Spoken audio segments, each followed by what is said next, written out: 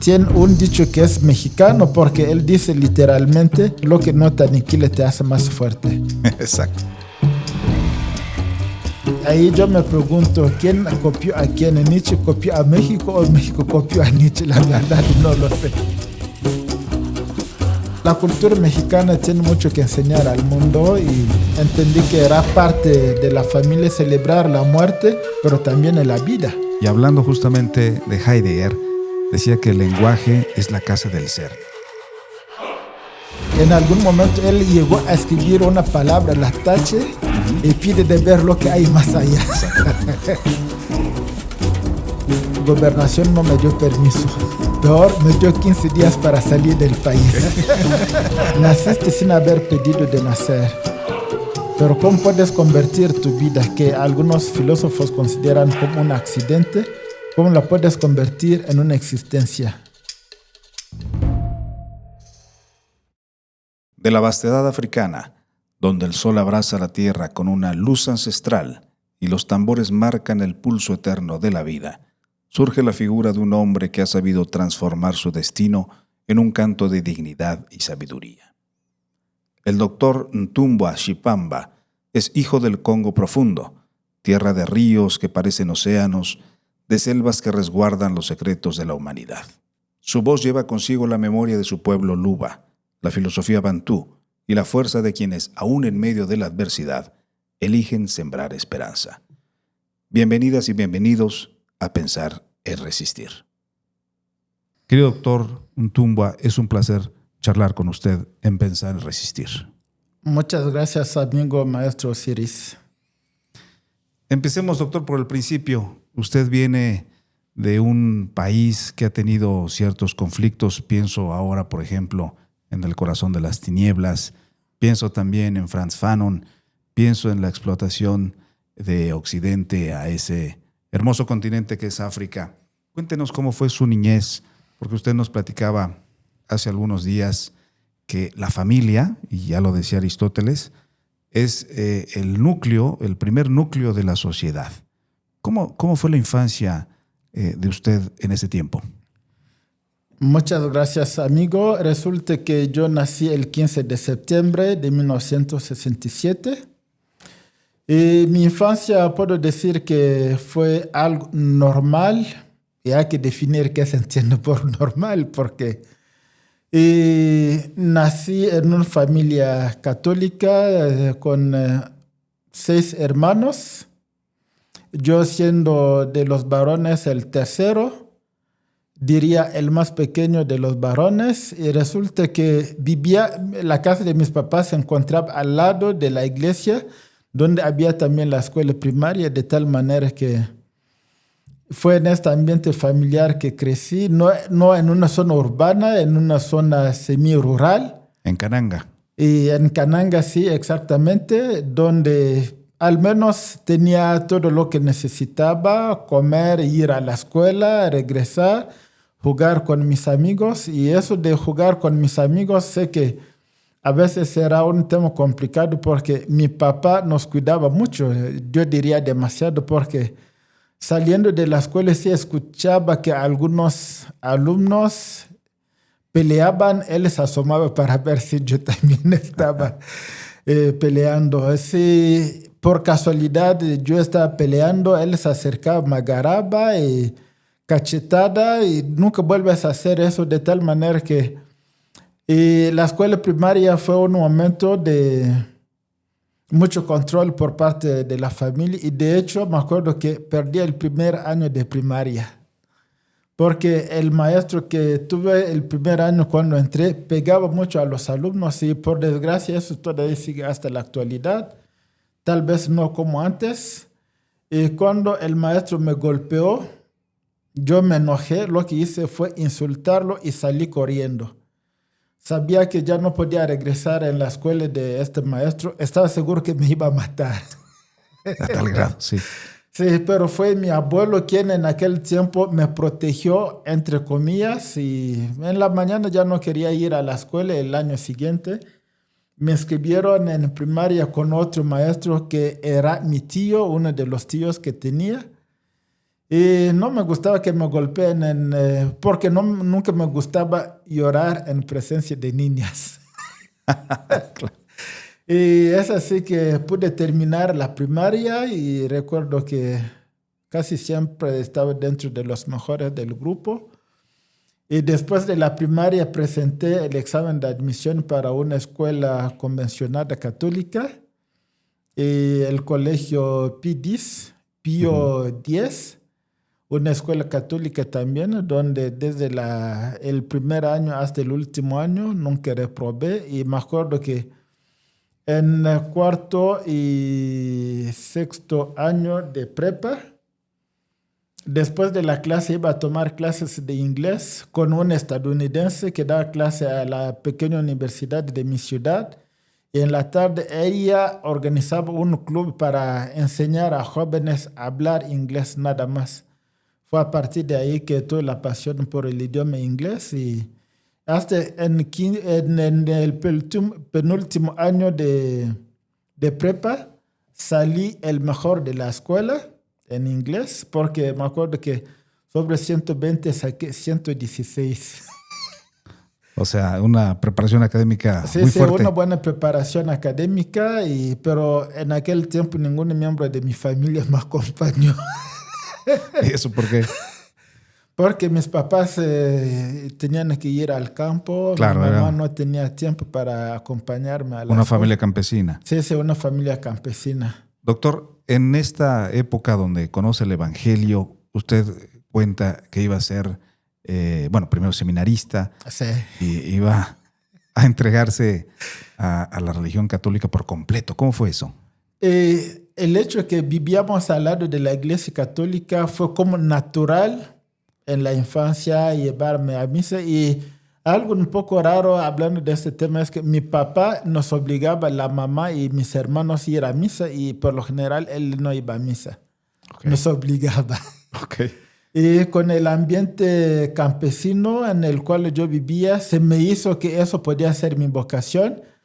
Y como la secundaria y la prepa fue también una escuela católica con directores sacerdotes, se me hizo que podía ser mi vocación. Pero cuando fui al seminario estudiando filosofía, y la filosofía teniendo una de las características, no aceptar algo por verdadero porque una autoridad lo dice, hay que cuestionar. La regla de oro siendo que está prohibido de prohibir. Creo que eso me ayudó a madurar de tal manera que terminando los 3 años de filosofía, en lugar de ir en Camerún a hacer teología, dije a mis papás, eso no es mi camino. Y aquí tengo que reconocer también que a veces la doble moral no me ayudó a darme cuenta del ideal del evangelio y algunas conductas de algunos compañeros o escuchar algunos casos de sacerdotes que no reflejaban el evangelio. Eso creo que me desanimó y con la filosofía yo dije que no hay borrador en esta vida, es mucho mejor ser congruente, ser un buen cristiano, buen católico, que ser un sacerdote fracasado. Es así que tomé la decisión de no seguir con la vida religiosa.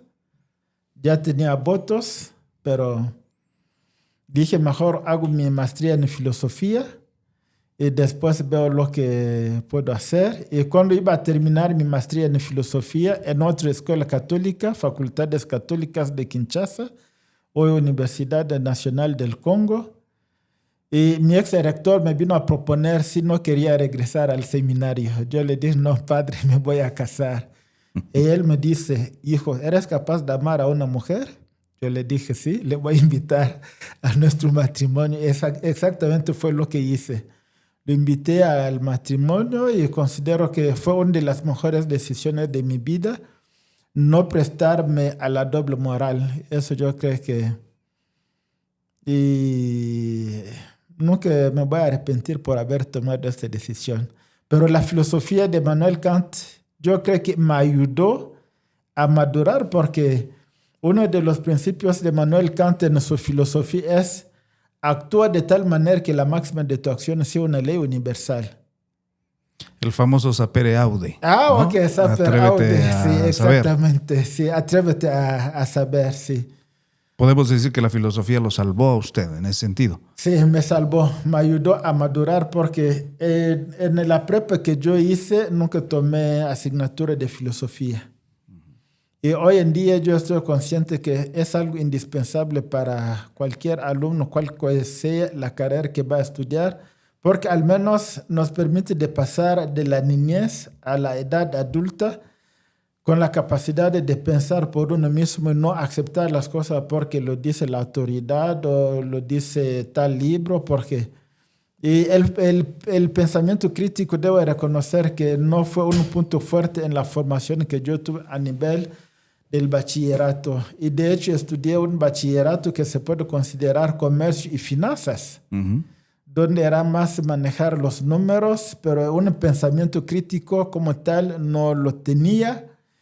Y un año de noviciado, 3 años de filosofía me ayudaron a madurar y tomar una decisión, yo creo, sensata. Y estoy contento al menos de haber pasado por este momento del seminario porque era como una manera de cuestionarme todo el tiempo quién soy, de dónde vengo y a dónde voy. Y hoy ya mayor de 57 años, casi 58, Sí. considero que ha sido un momento muy importante de mi vida para madurar e ir construyéndome mi personalidad. Decía Ortega y Gasset, yo soy yo y mis circunstancias. ¿Qué circunstancias lo empujaron a usted a abrazar la filosofía en ese ambiente en el que usted comenzaba a intelectualizarse? Ok, esta frase de Ortega y Gasset es fundamental porque no se puede filosofar a partir de la nada, es a partir de un contexto. En realidad, desde mi prepa no estaba preparado para enfrentar estudios de filosofía. Y aquí una pequeña anécdota. Estudiando con los jesuitas, el primer examen o control de conocimiento que yo presenté, reprobé. Okay. Saqué 6 sobre 10 y para los jesuitas, porque el instituto donde yo estudié dependía de la Universidad Pontifical La Gregoriana, hacían la distinción entre 6.0 y 6 sobre 10. Terminando con un 6, uno saca un certificado, no podía recibir un diploma universitario. En otras palabras, para aprobar uno tenía que sacar 7 sobre 10 o sacar 10. Eso yo creo que me ayudó a despertar y darme cuenta de mis límites y trabajar más. Y sin falsa modestia, terminé mi licenciatura en filosofía con los jesuitas con 28%. Excelente. De tal manera que tenía que sacrificar muchas cosas sabiendo que era una manera para mí de seguir con el camino del seminario, porque había riesgo. El hecho de reprobar con los jesuitas me sacaban de la escuela, y el hecho que me saquen de la escuela de los jesuitas, de manera automática la congregación me iba a sacar también. Y no quería llegar a eso, fracasar de esta manera. Tuve que aceptar algunos sacrificios para sacar más adelante mis estudios, y creo que fui tal vez no el más inteligente, pero uno de los más disciplinados. Es así que yo creo que en la vida, con esfuerzo, con disciplina, se puede lograr muchas cosas. ¿Se acuerda lo que decía Nietzsche acerca de que hay que tener dentro de uno un caos para poder hacer germinar una luz que despierte una estrella danzante? ¿Hay algún caos dentro de usted? Es decir, las condiciones lo orillaron a pensar que podía superarse por sí mismo. ¿Cuál era el caos en ese sentido para usted?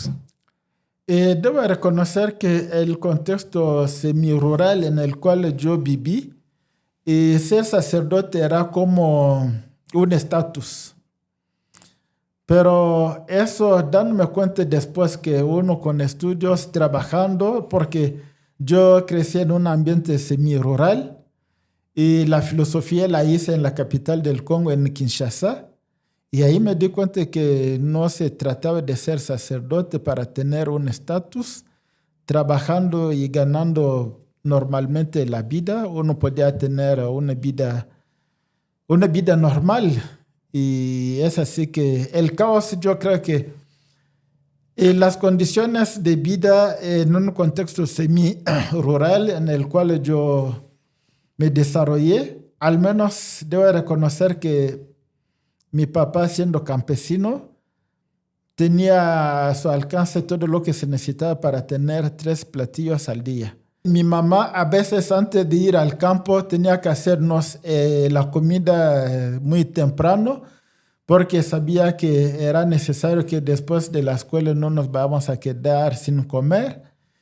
Y eso hace que la verdad crecí en un ambiente, yo diría, normal en aquel tiempo. Pero debo resaltar también otro detalle, el hecho que cuando yo crecí, hice la escuela primaria, secundaria hasta la prepa, teníamos un régimen dictatorial en Congo con Mobutu Sese Seko y su ideología del partido Estado, hasta un bebé en el vientre de su mamá ya era miembro del partido único que era el partido Estado. Sí. Y eso yo debo reconocer que no me ayudó como tal a ir más allá.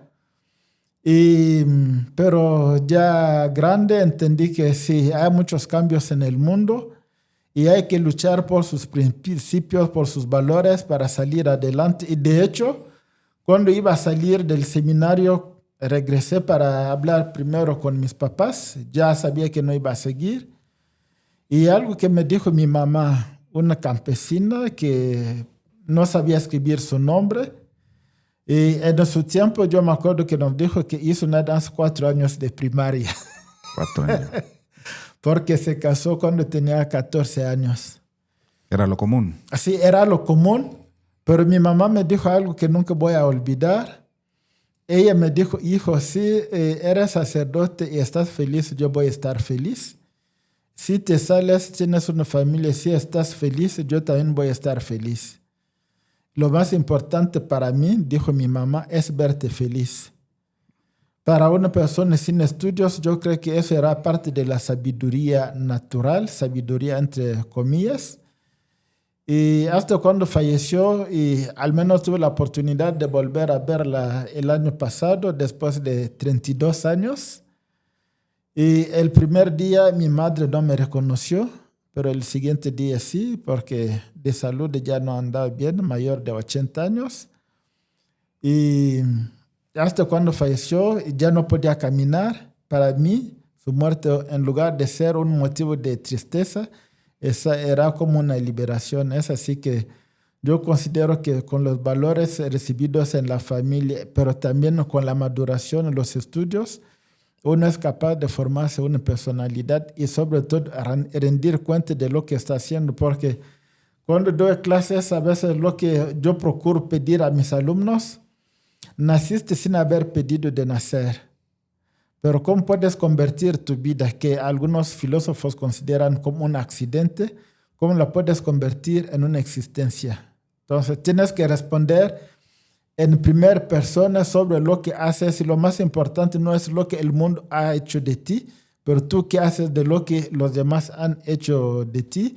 Rendir cuenta. Y regresando a nuestro amigo Nietzsche, yo creo que además del caos, que es algo casi natural, y hay otro escrito de Nietzsche que a mí me llama mucho más la atención, cómo filosofar a martillazos. Claro, oye.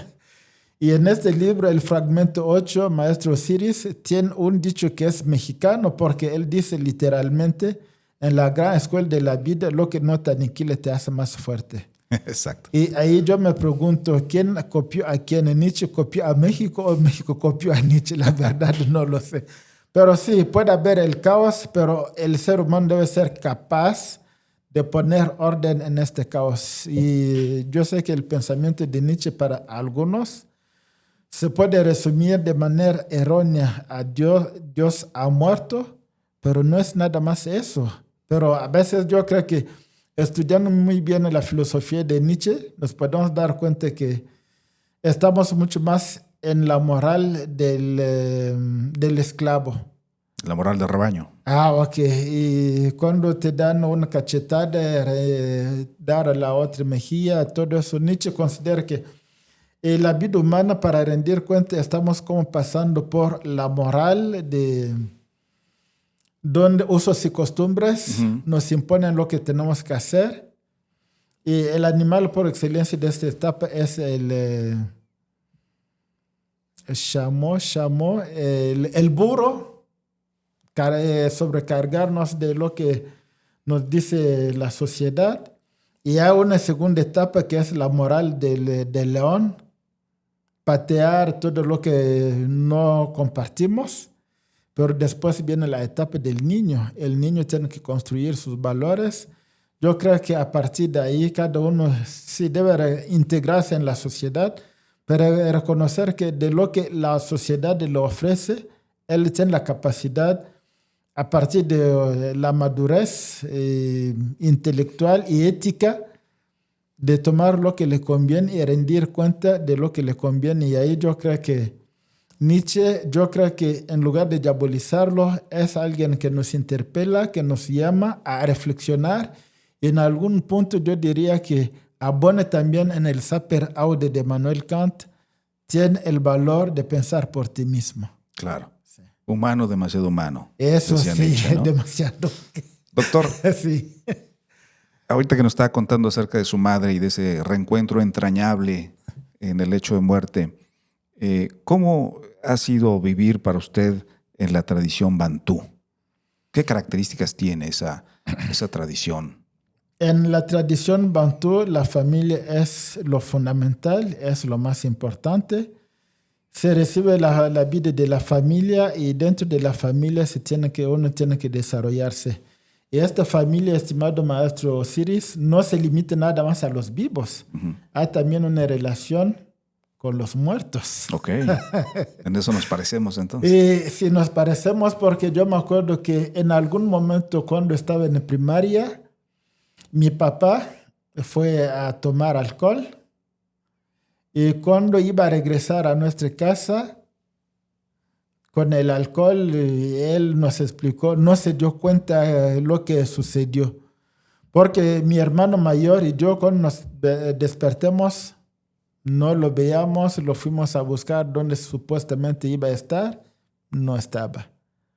Y lo más raro, vimos nada más su ropa. Y él físicamente no estaba. De tal manera que mi hermano mayor fue al campo, al rancho, si quiere vivíamos en la zona semi-rural, pero a 2 horas podía encontrar a mi abuela y mi mamá que estaban trabajando en el campo. Y para darles la noticia yo me quedé y de manera muy rara, como a las 10:30, regresó mi papá con otra ropa. Y lo que él nos dijo es que se despertó en un ferrocarril, okay, sin ropa. Y logró pedir apoyo a una persona que vio para darle ropa y fue con uno de sus primos, y ahí se pudo bañar y regresar a casa. Y con la filosofía bantú, uh-huh. Y lo que hizo mi papá principalmente mi abuela y mi mamá fue ir a buscar a un adivino para decirnos qué había pasado exactamente. Parece que después de tomar alcohol, mi papá, en su afán de regresar a casa, hay brujos que le fueron a buscar y se lo llevaron a un lugar donde estaba seguro que el tren que iba a pasar a las 5 de la madrugada lo iba a atropellar, se acabó su vida. Pero algunos de sus antepasados ya muertos lo protegieron, no, lo defendieron porque la idea no era llevarlo ahí al ferrocarril, era llevarlo al río Lulúa, que es uno de los ríos más importantes en la región donde yo nací, y tirarlo ahí. Parece que sus antepasados lo protegieron y otros brujos buenos. Es así que lo llevaron ahí. Y tenía que hacer un sacrificio, invocar a sus antepasados cada día a medianoche, despertarse, invocar a sus antepasados. El último día convocar a la gran familia para hacer un sacrificio. Y todos los vivos brujos que iban a comer de este fuego, se les iba a pasar algo.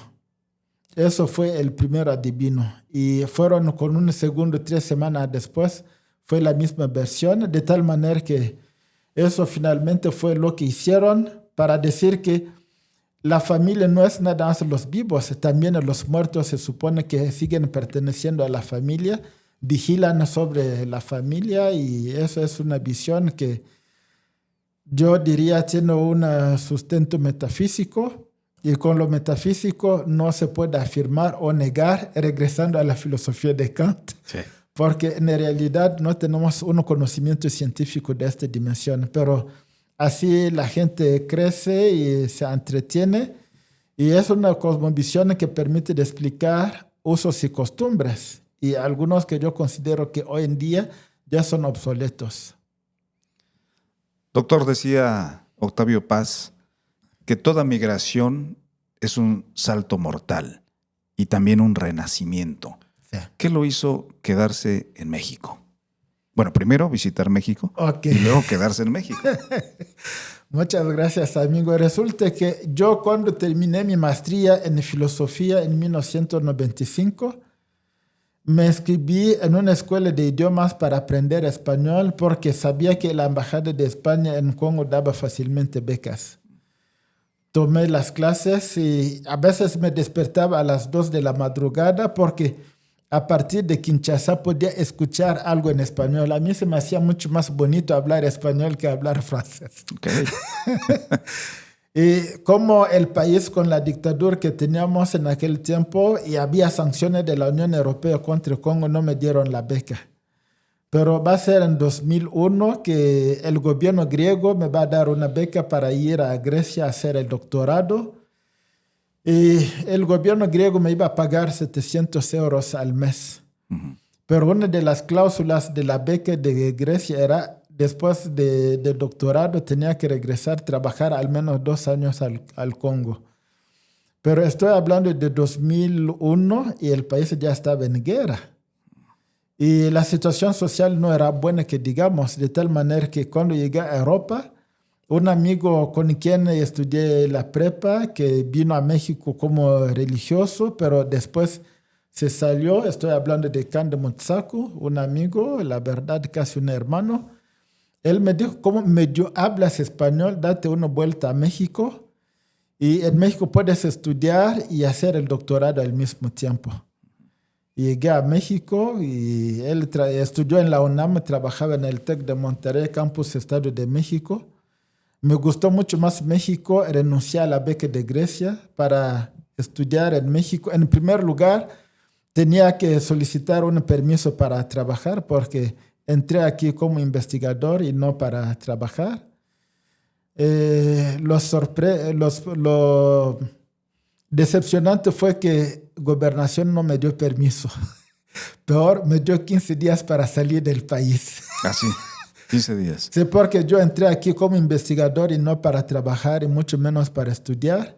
Y como ya había renunciado a la beca de Grecia, un abogado, por eso yo considero que en la vida siempre hay que tener buenos amigos. Claro. Y un abogado me dijo, no te preocupes, yo voy a meter un recurso, mientras no se resuelve no te van a expulsar del país. Y casi 2 semanas después, una universidad de Oaxaca me ofreció trabajo con la carta de la universidad y los trámites del abogado. 6 meses después se regularizó la situación, es así que pude quedarme en México y trabajar en Oaxaca 2 años.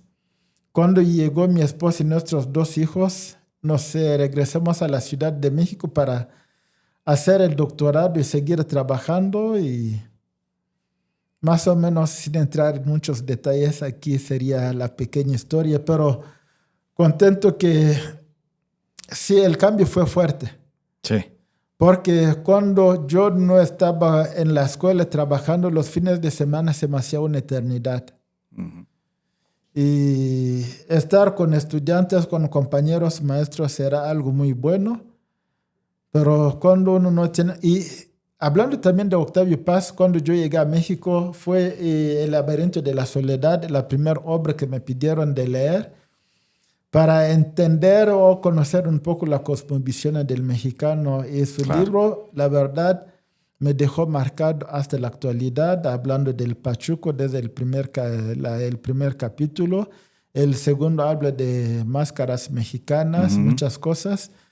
Me fui adaptando a la cultura de tal manera que Y no es por casualidad que Octavio Paz es Premio Nobel de Literatura. Por supuesto. Puede decirse que El laberinto de la soledad fue como su guía para entender México. La Fue cosmovisión una mexicana. guía, pero también otro dato cultural que me sorprendió mucho fue a partir de Loma Bonita, donde vivía, y me invitaron. Oaxaca, sí. Pero Loma Bonita, conocida también como Ciudad de Tres Mentiras, no es Loma, no es Bonita y no es Oaxaca, porque colinda con Veracruz. Con Veracruz, exacto. Un estudiante mío, Ángel, me invitó en su familia en Villasuete, que ya es parte de Veracruz, para vivir el Día de los Muertos. Y fui con la familia al panteón y como ellos se recordaban un niño de 2 años que había fallecido, el ambiente era de tristeza, pero también una solemnidad, yo diría. Limpiamos la tumba, se dijo la misa, pero unos minutos después, Maestro Osiris, ahí en el panteón, vino la música, había alcohol, comida, pero ¿cómo no puede pasar fácilmente? Yo entendí que la cultura mexicana tiene mucho que enseñar al mundo y entendí que era parte de la familia celebrar la muerte, pero también en la vida. Claro. Sí. Me acuerdo mucho de unas palabras de Séneca que decía que no hay viento favorable para aquel que no sabe a qué puerto se dirige. Cuando usted llega a México, trabaja en México, estudia en México, en la Ciudad de México, con ese estrés, con esos tiempos muertos de los traslados, ¿qué le pareció esa metrópoli, esa urbe tan intensa, ¿no? No, sí, tengo que reír, Maestro Osiris, porque hoy, la verdad, tengo mucho respeto por los que viven en la Ciudad de México. Sí.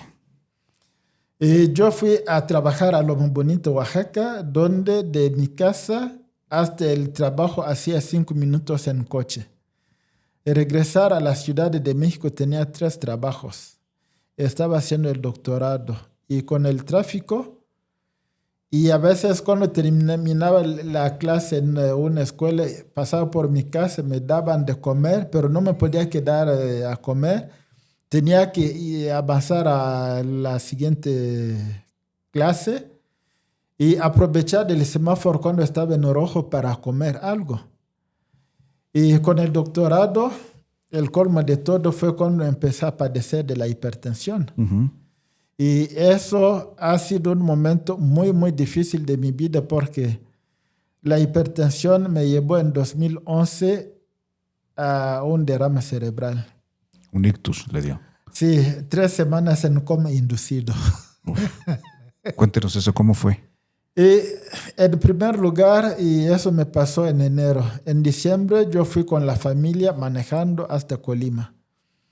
Ir manejando durante más de 6 horas, eso me lo dijeron después, para un hipertenso es como estar suicidándose. Es fatal, sí. Y de ir de regreso y resulta que una vena explotó en mi cabeza y una tarde cuando estaba a punto de dormir sentí que algo ya iba mal. Pedí a mi esposa de llevarme al hospital y como mi esposa no manejaba, tuve que pedir favor a un amigo para buscarnos un taxi. Fuimos al taxi y fuimos al hospital. Y yo me acuerdo que al inicio sí tenía conciencia, pero cuando me desperté parece que me pusieron como inducido y tuve que firmar la carta, porque con la vena que había explotado en la cabeza podía ser muerte súbita, pero gracias a la expertise del médico que nos atendió, hoy estoy hablando, pero había riesgo de quedar en una silla de ruedas o perder la memoria. Y cuando me desperté, y lo que pregunté a mi esposa, ¿y qué pasó con mis clases? Le preocupan sus alumnos y sus clases. Sí, ella se puso a reír y era normal porque yo no sabía que cuando me iban a operar, algunos de mis alumnos fueron a donar sangre. Okay. Eso, Maestro Osiris, tengo que decir que me dieron una nueva vida. Claro. Y eso no sé cómo se puede pagar y yo creo que la pasión por lo que estoy haciendo, la docencia, es una manera para mí de retribuir a los que donaron su sangre para que tenga y hasta cuando regresé al control 3 meses después de la operación, el médico cuando me vio caminando, hablando, me dijo, fuiste muy afortunado. Yo creo que ahí volví a nacer literalmente. Por supuesto. Doctor, ¿qué se siente estar en el umbral de la muerte? ¿Qué significó para usted ese suceso tan traumático? Eso yo creo que me permitió valorar todo lo que estoy haciendo en este momento. Claro. Y una anécdota que puedo compartir, resulta que cuando yo estaba haciendo el doctorado, daba clase en una escuela, Simón Bolívar, una escuela de monjas, donde inscribí también a nuestra hija mayor. Y para nuestra hija mayor yo pagaba una beca, pagaba un seguro de tal manera que yo podía fallecer y mi esposa y mi hija podían seguir estudiando gratis. Pero como en la familia no teníamos el hábito de hablar del tema de la muerte, nunca lo comenté a mi esposa. Y para mi esposa, cuando estaba en coma inducido, si yo llegaba a fallecer, se iba a regresar al Congo con los 4 hijos porque ella no sabía que nuestra hija mayor tenía este seguro y que podía terminar su prepa gratis. Y eso a mí me obligó a darme cuenta que los griegos no tenían razón cuando consideraban que filosofar era aprender a morir. Y otro filósofo alemán, Martin Heidegger, dice que naciendo uno ya es bastante viejo para morir. Uh-huh. La muerte puede suceder en cualquier momento. Y ahí aprender este momento presente y que nunca es lo más importante. No posponer porque no tenemos la vida comprada de antemano. Y eso es la fragilidad, pero al mismo tiempo nos obliga a no pensar que tenemos el tiempo para hacer lo que no podemos hacer hoy. Y cuidar el tipo de relación que tenemos con los demás es fundamental. Precisamente, doctor. Sí. Me encantó lo que dijo. Y hablando justamente de Heidegger, decía que el lenguaje es la casa del ser. A usted le gusta muchísimo las lenguas, los idiomas, es políglota. ¿Qué significado le trae poder conocer el mundo a través de diferentes idiomas? El lenguaje para Heidegger, el concepto es algo fundamental. Y hasta en el ser y la nada, en algún momento él llegó a escribir una palabra, la tache, uh-huh, y pide de ver lo que hay más allá. Yo sé que a partir del lenguaje, tanto con Heidegger o con Wittgenstein, otro filósofo muy interesante, sí, él considera que los límites de mi lengua son los límites de mi mundo. Y ahí yo sé que aprender, hasta en México he cometido muchos errores porque una anécdota, sí, cuando estaba haciendo el doctorado, en un curso, en una clase con la doctora Luz Chapa en TEC de Monterrey, resulta que el último día Luz Chapa invitó a otros maestros para escuchar nuestras presentaciones finales. Yo, cuando fue mi turno, pasé a exponer y a una de las preguntas que me hicieron, yo contesté, dije que eso es una mamada. En mi mente, mamada era sinónimo de una tontería. Okay. Y después de mi presentación, un profesor me llamó, me preguntó, ¿quién te enseñó español? Yo le contesté, aprendí algo de español en Congo. Aquí en México nunca he tomado clase de español. Es nada más interactuando con la gente. Uh-huh. Él me dice, mamada no se dice en público y mucho menos en un ambiente académico. Entonces ahí podemos entender la importancia de las palabras que utilizamos con Heidegger, pero también Wittgenstein. Claro. Y tengo una mala noticia, maestro Osiris. Según un estudio de la UNAM, muchos jóvenes en México actualmente tienen un léxico de casi 500 palabras. Así es. De las cuales 70 son altisonantes. Uh-huh. Y como docente, usted no me va a dejar mentir, eso es preocupante porque dependiendo del léxico que uno maneja, uno se puede dar cuenta hasta dónde va su visión del mundo. Y a mí me gusta leer, seguir aprendiendo y este aprendizaje hace que cada nueva palabra que estoy descubriendo me permite de investigar, entender qué significa y lo que... Y no sé si es verdad, parece, por ejemplo, uno de los libros que tengo en mi casa, que le puedo prestar si le interesa, Gracias, doctor. es El Chingonario. El chingonario. Pero mi esposa me dijo, no puedes utilizar este tipo de expresiones como académico en público porque no se ve bien. Yo dije, sí, pero es también otra cultura. Y yo sé que cuando uno va, por ejemplo, a la lucha libre en Arena Puebla, aquí en Puebla, es otro lenguaje, que es otra cultura, de tal manera que dependiendo del contexto, una palabra puede significar más de una cosa. Y me acuerdo también de una compañera estudiante, una española que vino a la Ciudad de México, vivía por Copilco. Uh-huh. Un día ella fue a una panadería para comprar el pan. Dijo, por favor, ¿me prestas la charola para coger el pan?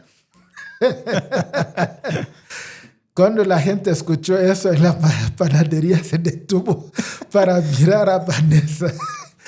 El día siguiente, Vanessa preguntó, ¿por qué la gente tuvo esta reacción? Víctor Emanuel Espinosa, un compañero, le explicó lo que significa coger en España, tomar, pero en México este término tiene otra connotación. Ella tenía que darse cuenta que estaba en México y no en España. Exacto. Los contextos lingüísticos. Sí, ¿no? sí, este tipo de cosas yo creo que es común, pero yo creo que lo ideal es reconocer que los términos van cambiando hasta el término democracia, que viene del griego. Uh-huh. Para Platón, la democracia no era el mejor sistema político. El mejor sistema político era la república. La república. Y la república, cuando se corrompía, se convertía en una democracia. Como la aristocracia era el gobierno de unos cuantos, los mejores, y se podía corromper en una... La corrupción de la aristocracia se podía convertir en una plutocracia. Plutocracia. Y una monarquía era lo ideal, se podía corromper y se convierte en una tiranía. Entonces, los términos van cambiando de semántica, maestro Osiris. Gracias. Doctor, decía Camus que el verdadero sentido de la vida es resistir. ¿Dónde usted encuentra esa resistencia? ¿En la filosofía, en sus clases, en sus lecturas más profundas? ¿Para usted qué significa resistir?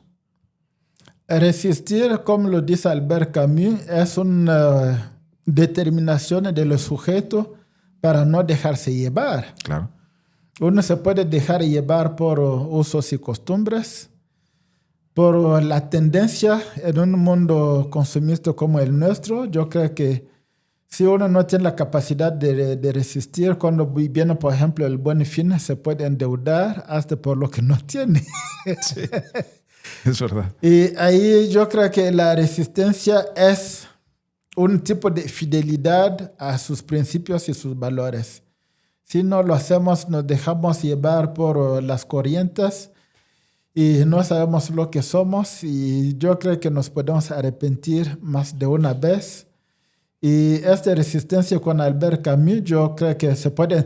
Y no sé si usted sabía que Camus trabajó mucho en Argelia. Sí, así es. Que en aquel tiempo era una extensión de Francia. La extensión de Francia, claro. Y le tocó ver todas las luchas de argelinos para su independencia, que se logró después de mucha sangre, pero todo eso yo creo que puedo corroborar también lo que dijo Ortega y Gasset, el hombre y sus circunstancias. Esta resistencia es para ser fiel a sus principios, sus valores, formarse el carácter.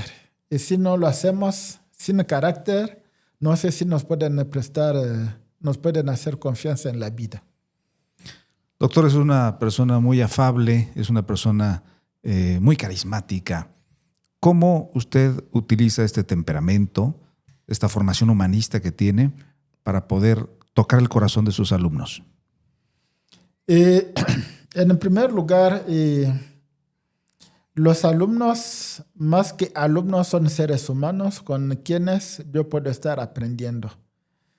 Y a partir de sus preguntas, y de hecho, mis alumnos, a veces, de manera implícita, considero que son otra escuela que estoy tomando, porque estoy aprendiendo también a partir de sus alumnos. Y de hecho, afirmando eso, Ludwig von Bertalanffy, el fundador de la teoría general de sistemas, no me va a dejar mentir, porque él dice que la mejor forma de aprender es enseñando. Entonces, con mis alumnos yo tengo una propuesta. Voy compartiendo lo poco que yo conozco. Ellos con sus preguntas y sus trabajos me permiten de afianzar o poner en tela de juicio algunos conceptos que tenía. De tal manera que, y con esta pregunta que acabo de hacer, yo tengo una tarjeta postal. Cuando estaba como inducido, mis alumnos de la Universidad Simón Bolívar me mandaron buenas vibras. Qué gesto más noble, ¿no? Eso lo digo porque una vez uno de los alumnos, si no me equivoco, Orestes, un día me preguntó: profe, ¿por qué siempre tiene una sonrisa? Yo le dije: puedo tener mis problemas personales, pero cuando llego aquí a mi trabajo, hago un esfuerzo para olvidar lo que estoy viviendo, dificultades, todo eso, para reservar a cada uno de ustedes lo que se merece, no el enojo, no. Hacer mi trabajo, yo creo que es cumplir con mi trabajo y lo disfruto. Y aquí yo me pregunto qué va a pasar con mi vida, cuando me voy a jubilar, cuando ya no voy a tener la oportunidad de estar frente a un grupo. Lo pienso, pero todavía me cuesta. Y una anécdota, maestro Osiris, cuando estaba como inducido, sí. Y ya le dije que lo primero que hizo fue preguntar qué pasó con mis clases cuando me desperté. Pero hay todos los 3 meses que faltaban de este semestre no pude dar clases porque estaba incapacitado. Un sábado, me acuerdo muy bien, yo me bañé, pensaba que podía salir, podía ir a trabajar porque estar en la casa todo el tiempo. Ya estaba harto de estar en la casa como... Y me acuerdo que uno de nuestros hijos, el segundo, se puso en la frente y me dijo: ¿a dónde vas? Yo voy a trabajar. No vas a salir. Yo de manera irracional le di una cachetada. Él se puso a llorar porque yo no sabía lo que me podía pasar con la operación que me habían hecho. Claro. Y parece que el médico dijo a mi familia que podía salir y no saber cómo regresar a casa. Y de hecho, un día parece que entré en el baño, ya no sabía cómo salir. Tenía razón. Y eso era un riesgo, de tal manera que con mis alumnos tener una relación afable es una manera de interactuar con un ser humano, que en el salón de clase es alumno, pero fuera del salón de clase no es forzosamente alumno. Puede ser un amigo, un ser humano con quien interactuar, y eso me obliga a tener un trato preferencial con él, de respeto, y yo sé que es un esfuerzo permanente que uno tiene que hacer, no ver en el alumno solo un alumno, porque yo debo reconocer que uno de mis mejores amigos hoy en día en Congo fue Mpoy Bisas, quien fue mi maestro en prepa. Y ya grande, y de hecho fue el testigo de mi matrimonio. Aquí en México yo diría que es mi padrino. Okay. Y es más un amigo hoy en día que... Por eso yo creo que tratar con el respeto de los alumnos, cualquier ser humano es fundamental, y soy humano y nada de humano me es ajeno. Muchas gracias. Totalmente de acuerdo. Doctor, vamos a hablar de su libro. Ok. Este libro que está próximo a salir es una maravilla que usted lo vaya a presentar próximamente. Estatuto de los Derechos Humanos en la Sociedad del Conocimiento. ¿Qué vamos a encontrar en estas páginas? Este libro para mí es un cuestionamiento sobre esta situación que vivimos en nuestro país, México, donde los derechos humanos ya tienen rango constitucional. Pero a veces hay delincuentes que tienen más derechos que usted y yo. Y cuando me lo comentó un amigo que es médico en la Ciudad de México, y Atendiendo a enfermos en el reclusorio sur, él me dijo que a veces a medianoche le pueden hablar cuando hay un preso enfermo para ir a atenderlo, cuando usted y yo, que pagamos nuestros impuestos, no tenemos este privilegio. Y un preso sí es un ser humano, pero a veces si él llegó a ser preso, eso significa que hizo algo. ¿Y qué hizo? Tal vez violentando a una persona, que finalmente es dignidad. Y el libro Estatuto de los Derechos Humanos, en realidad yo no quise perder el tiempo de estudiar los diferentes derechos humanos. Y lo que hice fue tomar lo que propone Paul Ricoeur en lo que él llama la intención ética, es decir, la búsqueda de la vida buena para ir con los demás en instituciones justas. Y para mí es una síntesis de los derechos humanos y darme cuenta dónde estamos viviendo, cómo se implementa esta situación. Nos damos cuenta que a veces algunos que violan fácilmente los derechos humanos, hay activistas que les protegen, pero no velan por las víctimas. Y ahí una propuesta que yo hago es, mediante la educación que no se reduce a la instrucción, se puede cumplir fácilmente, cabalmente con los derechos humanos, dando a cada uno la oportunidad de realizarse plenamente. Pero la educación, yo sé que si no se reduce a la instrucción, eso significa que los papás tienen un papel preponderante, pero también la persona como adulto debe ser capaz de darse cuenta que lo que está haciendo no es correcto. Y puedo rematar con la intención ética de Manuel Kant, actuar de tal manera que la máxima de tu acción sea una ley universal. Y si todo el mundo pudiera actuar de esta manera, como lo dice Dostoevsky, somos responsables de todo y de todos. Yo soy más responsable que todos los demás.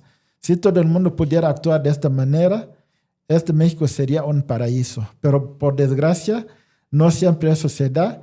Y hay que buscar alternativas partiendo de algunos casos históricos para ir acercándonos a este ideal. Y yo sé que no es imposible y se puede ir avanzando. Para mí es un tipo de optimismo decir que el vaso está a mitad de lleno y no a mitad vacío. Estupendo. Muchas Tenemos gracias. que leer ese libro.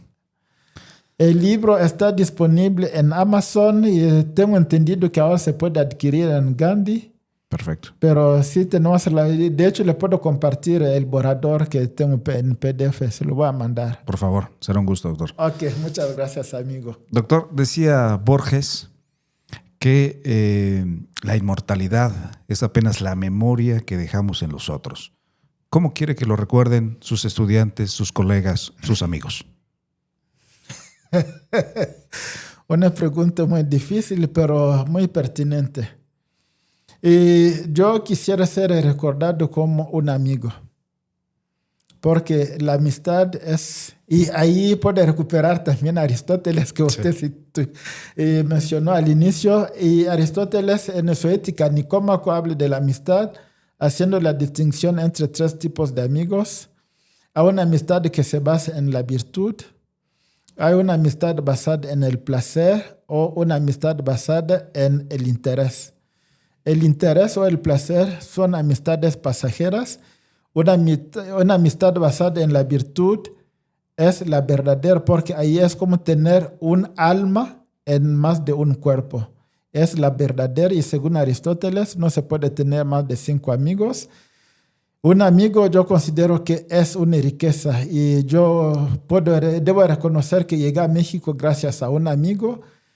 Y crear una amistad duradera, sincera, creo que es un esfuerzo que yo procuro hacer todo el tiempo.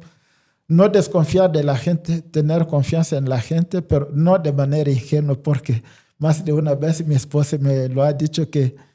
Y otra anécdota, una vez yo tomé un taxi aquí en Puebla. Con el taxista me hacía preguntas, yo contestando. Y un año después, mi esposa tomó el mismo taxi por coincidencia. Okay. Y el taxista le pregunto, ¿conoce a tal persona? ¿Vive en tal colonia? Y mi esposa se dio cuenta que el taxista sabía mucho de mi vida. Yo hablé sin darme cuenta que a veces hay que desconfiar un poco, pero yo digo que por lo general no soy tan desconfiado. Procuro al menos considerar es mucho mejor pecar por hacer bien las cosas y no desconfiar de la gente. Y eso, que sean mis alumnos, mis colegas, y tener esta imagen de Ntumbo, yo creo que sería maravilloso. Doctor Chipamba, es un gusto haber platicado con usted. Es una persona muy noble, honorable, que nos ha enseñado que la virtud del ser docente en sus más altos vuelos significa un amor entrañable por la humanidad y por los seres humanos. Le agradecemos muchísimo haber estado. Muchas gracias, amigo maestro Osiris.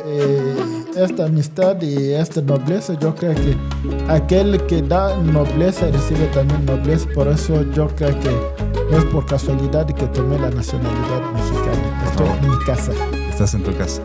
Gracias, amigo. Muchas gracias. Y a todos ustedes, amigos, muchas gracias.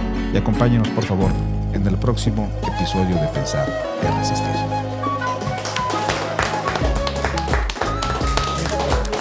Un buen ejercicio. Una producción de Ahora Films Studio.